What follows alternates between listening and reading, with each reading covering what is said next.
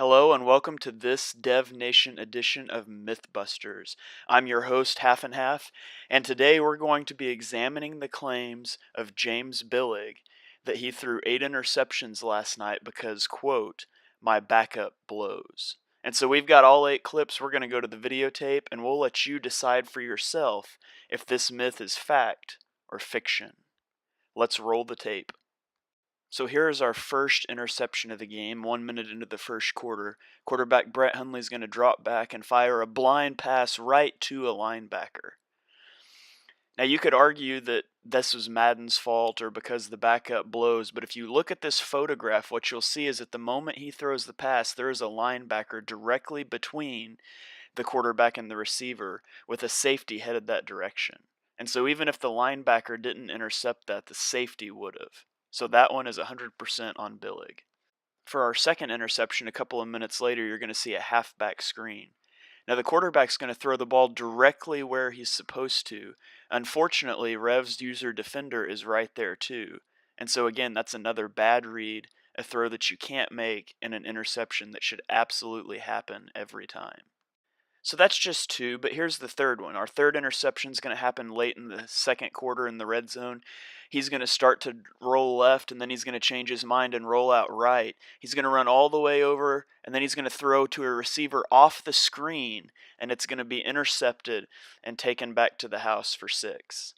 Now, not only is it a terrible idea to roll right and then throw off the screen to the left, but I want to show you my favorite thing about this play. And that is that not only when he throws that ball is there a receiver open that he can see, but there's actually 3. If you look, B, RB, and A are all open on this play, and yet he chooses to throw the ball off screen across his body to a receiver he can't even see that's double covered. So again, this pick, 100% on the user. For our fourth interception, we head to the third quarter.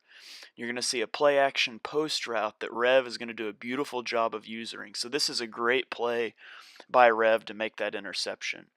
And so you couldn't fault Billig for that one, could you?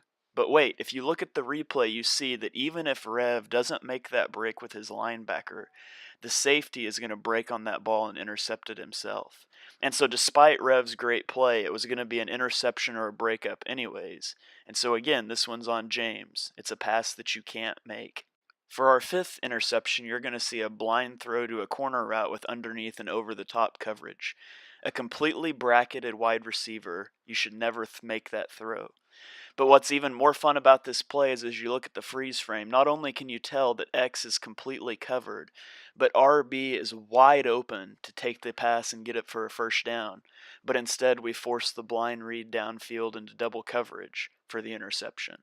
For our sixth interception, we're going to see James's claim finally have some validity. Not that his backup sucks necessarily, but you're going to see a pretty overpowered break on the ball by this linebacker. Now we'll show this again in slow motion, but you see that what you're going to see is that the linebacker takes a step in towards the Y receiver, and then he's going to break out and undercut the X route. So that's a great play by the linebacker. That's probably a decent read, but at the point that you've thrown 5 interceptions, momentum is stacked against you. But I'll give him a pass on that one. I don't think that was a bad read. And sometimes in Madden, you just catch bad breaks. For interception number 7, we head to 3 minutes left in the fourth, and you're going to see the post route over the middle be picked off by the linebacker underneath. Now, that's a tough interception. We've all been there, but as you can see, the linebacker is clearly in the passing lane. And so the bullet pass that you throw there is never going to get by. This is something I'm really susceptible to in picks, and it sucks. But that's not Madden's fault. That's not your backup's fault. It's a bad read. And then our last pick comes with 1.5 minutes left in the game. He's going to throw the post route against what looks like cover 4. Not a throw that you want to make. There's 2 safeties there watching one route. Notice Rev takes a dive there instead of running it in like some guys in this league wouldn't do. But there's a couple questions I have about this play. First of all, why are you throwing the ball with 1.5 minutes left when you should just get out of the game? You've had a terrible game, just end it. But that's where guys have issues. They compound mistakes because they just keep throwing the ball. Secondly, Yeah, it looks like he's inside of that safety, but there's two safeties there. That's not a good read. It's not a good throw, and receivers don't break that hard on those passes. And then also, I want to point out if you look at the replay, the A receiver in the flat is completely open. So I think after watching the tape, you'll agree with me that the myth that Billig threw 8 interceptions because his backup, quote, blows, is completely busted. If any of the rest of you guys would like me to point out why it's your fault that you suck at passing instead of Madden's fault or your player's fault, feel free to submit clips to me. I'd love to go watch you throw 8 to 10 interceptions a game and tell you why it's your fault. Bottom line, stop blaming your players, stop blaming Madden, and get better.